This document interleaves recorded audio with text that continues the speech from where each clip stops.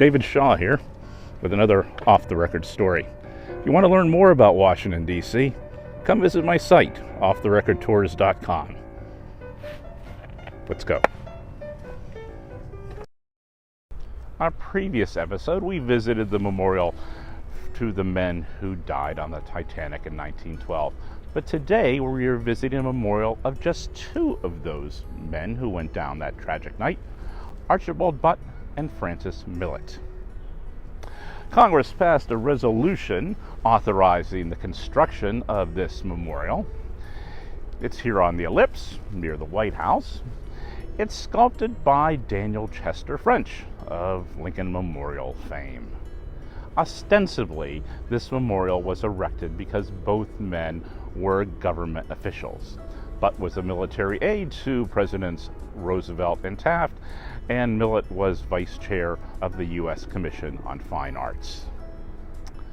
But there's more to the story than that. Archibald Butt was from Georgia, went to the University of the South. He was Washington correspondent for several Southern newspapers. In 1900, he joins the Army and proves to be a very able officer in the Quartermaster Corps in the Philippines. When he's ordered back to Washington, D.C., President Theodore Roosevelt asks if he would be his military aide.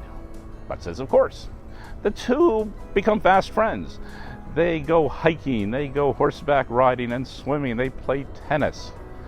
Butt transforms the tedious White House receptions into orderly, enjoyable affairs. This is much appreciated by Teddy.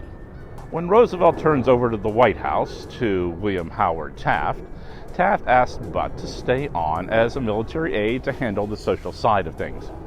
However, it turns out that Butt is a good negotiator and he knows the federal budget.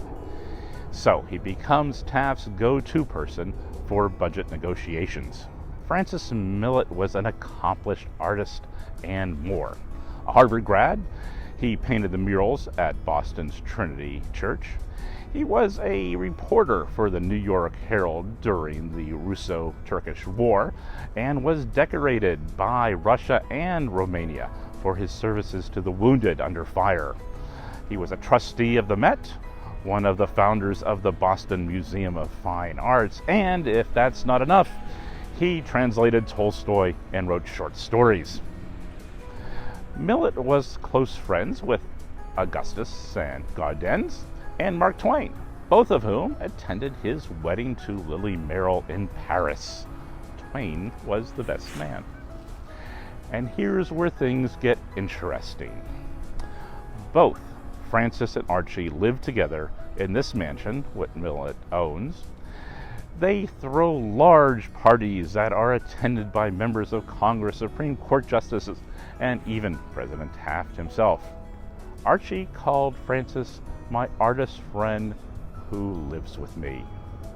Mrs. Millet and the three children lived in the family's home in Italy. These two are one of Washington's early examples of don't ask, don't tell.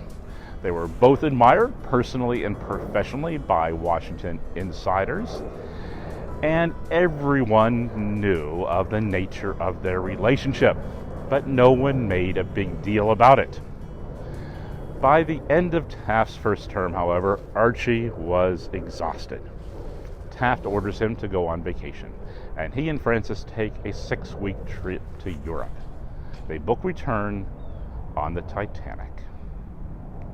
Taft was devastated at the loss. At a memorial service in Washington, he breaks down and cries. He's unable to finish the eulogy.